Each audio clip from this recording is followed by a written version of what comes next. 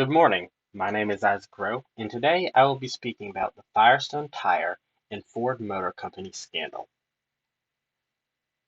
The case foundation is that in July of 1998, an insurance adjuster investigated a claim involving a vehicle that was in an accident thought to have been caused by Firestone tire tread separation. The insurance agent decided to research this tire separation on Firestone tires and found over 20 cases dating back to 1992 that all involved the specific Firestone ATX tires, with 14 being equipped on the Ford Explorer. He continued to follow this through 1999, where he discovered another 30 cases which involved these tires. He reported the cases to the NHTSA, but they didn't take immediate action to investigate the safety issue. As you can see on the left, this is an example of what the tires would look like when the tread would separate and the tire would blow out, causing the car to roll over. Continuing the foundation is that in May of 2000, the NHTSA finally opened a formal investigation regarding rollovers in the 1990 to 2000 model year Ford SUVs caused by tread separation and blowouts in the Firestone AT, ATX, and Wilderness tires. By September of 2000, it was found that over 400 injuries and 103 deaths happened as a result to issues with these tires. A recall of 6.5 million tires was issued by Bridgestone Firestone on August 9th of 2000 relating to these blowouts.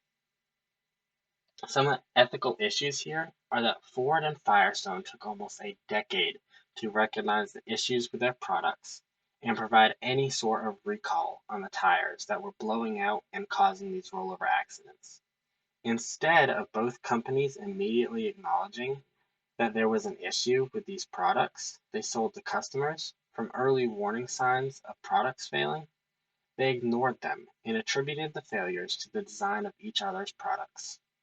The decision by both Ford and Firestone to play the blame game and prolong the recall led to more accidents and injuries which were caused by their products.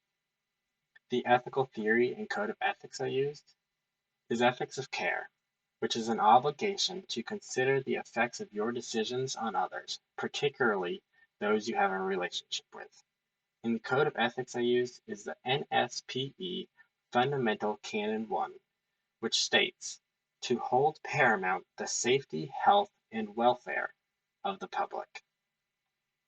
My formal argument is that both Ford and Firestone ignored early warning signs of failures in their products and instead blamed each other's product designs.